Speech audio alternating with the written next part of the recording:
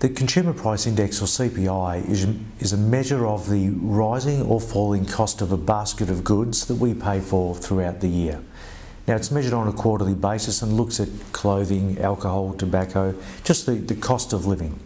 So at the moment, the June quarter, the Consumer Price Index went up on an annualised basis to 3%.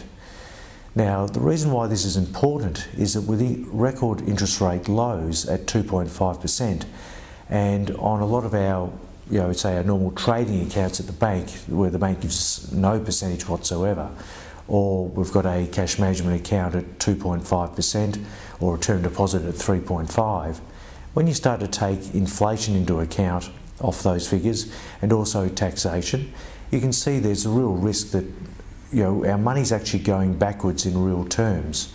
So while cash is king in some instances where the money will not go back physically, but as the cost of living goes up over the years, if our money's not keeping up with that and actually ahead of inflation, then what we can do with that money in the future is very different to what we can do with it now as the cost of living continues to rise. To counteract that, obviously growth investments such as shares and property are something you can use that will provide growth in excess of inflation.